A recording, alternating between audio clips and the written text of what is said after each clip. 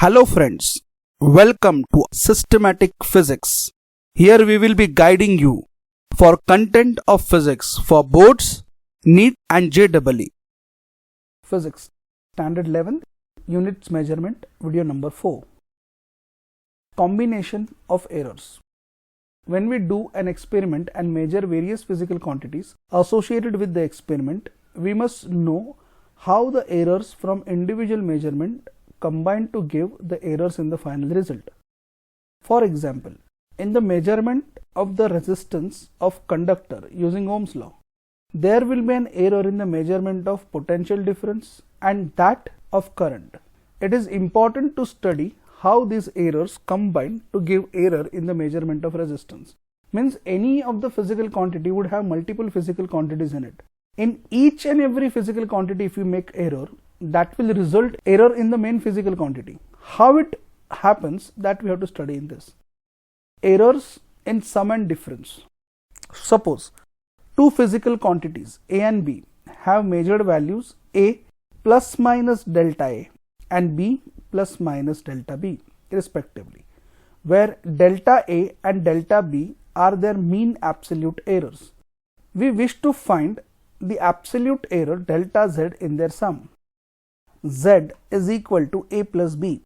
Therefore, Z plus minus delta Z is equal to A plus minus delta A plus B plus minus delta B.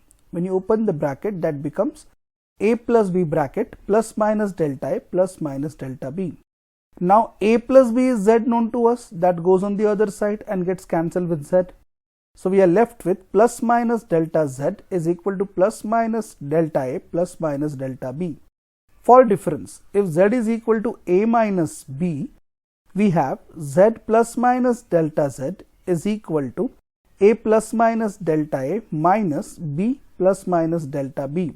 When I open this bracket, what I get is A minus B bracket complete plus minus delta A plus minus delta B. A minus B is Z.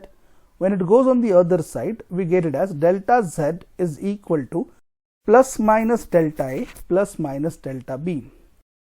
There are four possible values of delta Z, namely plus delta A minus delta B, plus delta A plus delta B, minus delta A minus delta B, and finally minus delta A plus delta B. Hence, maximum value of absolute error delta Z is equal to delta A plus delta B in both the cases. When two quantities are added or subtracted, the absolute error in the final result is the sum of the absolute errors in the individual quantities. This is something very important and very important sentence to remember.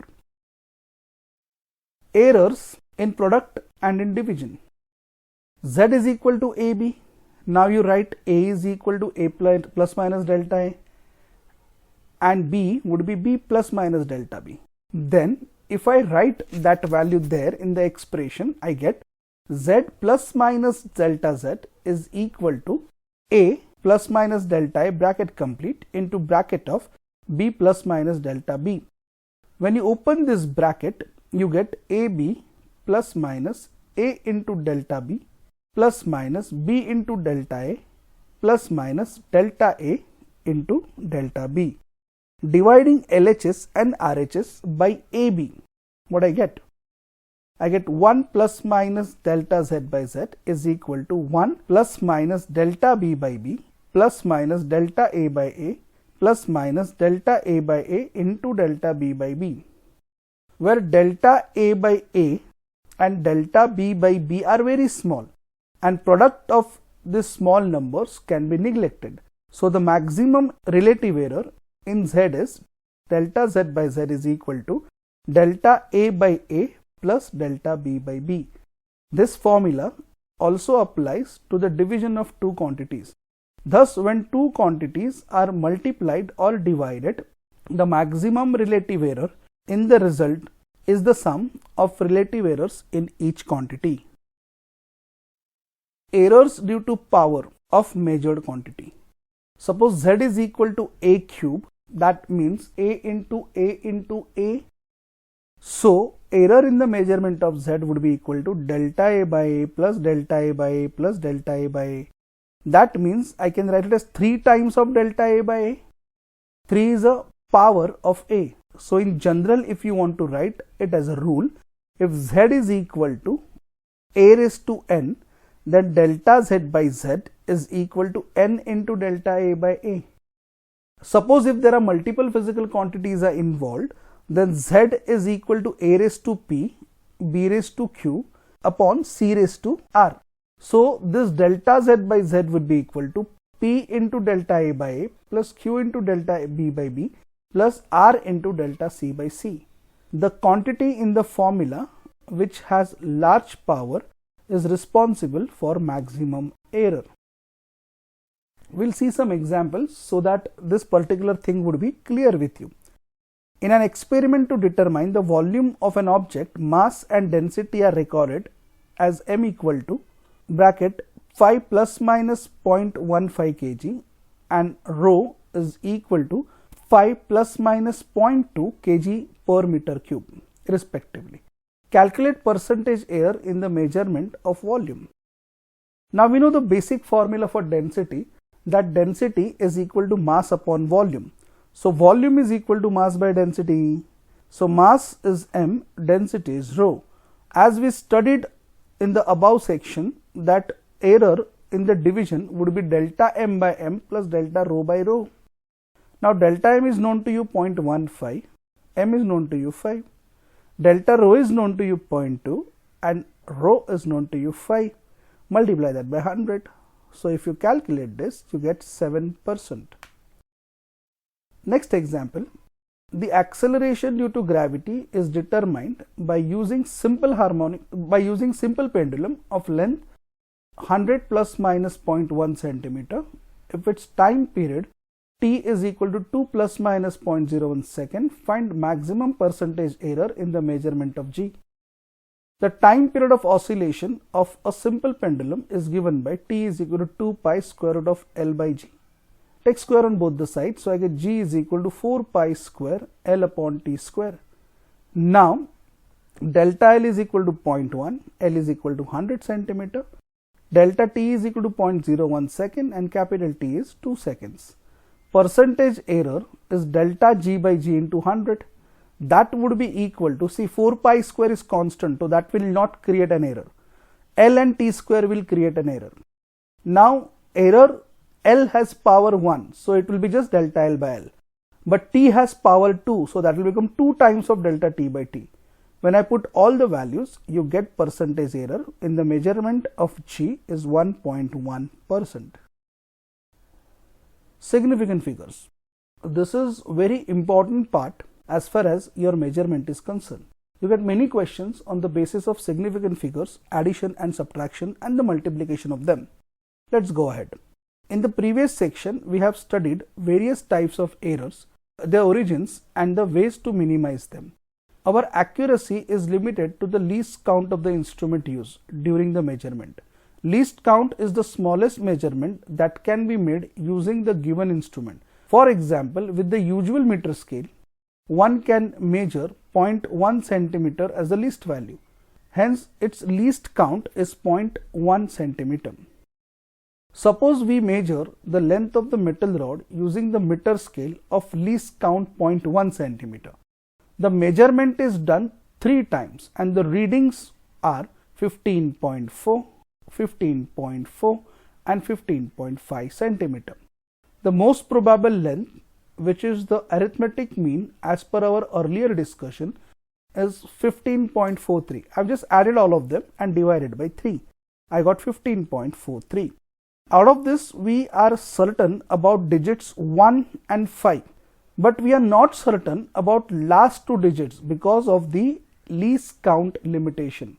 Means that least count is 0.1 centimeter and here we are getting 0.43 after the decimal point. So it is very difficult to say that 0.43 is a correct value.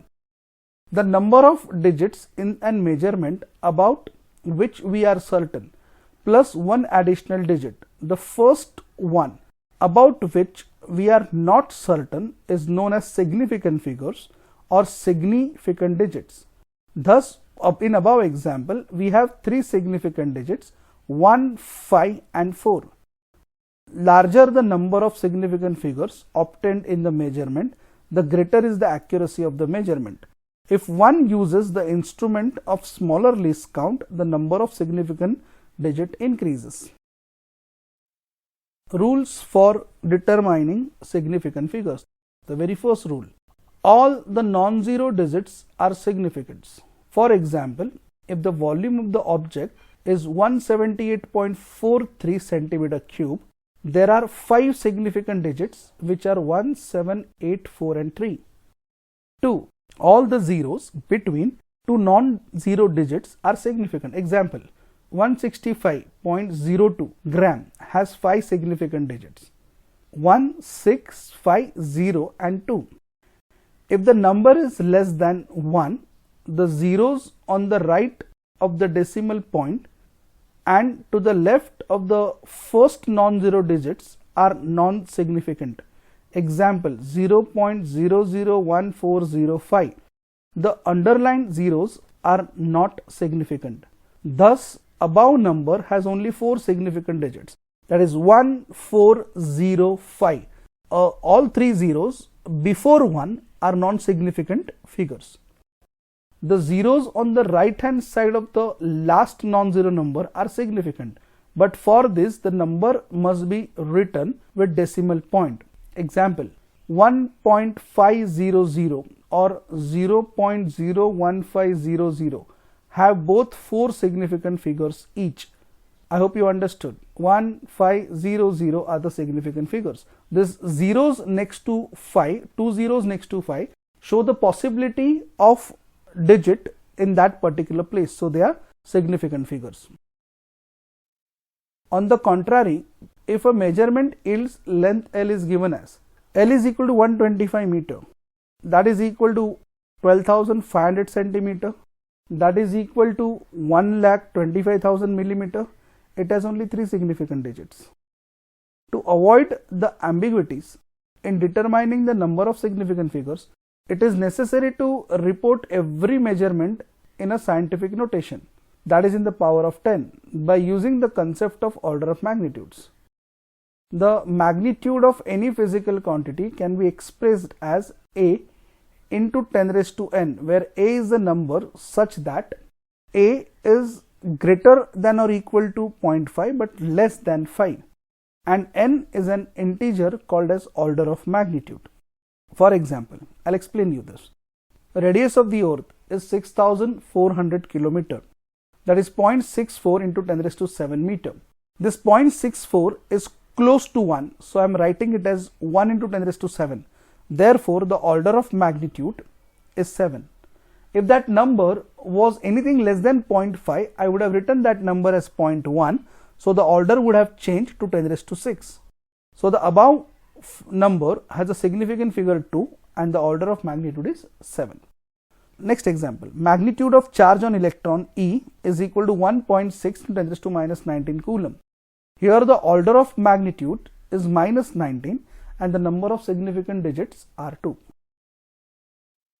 We have tried giving you the subject knowledge in very systematic manner. Please like and share the video with your friends and subscribe to stay connected with systematic physics.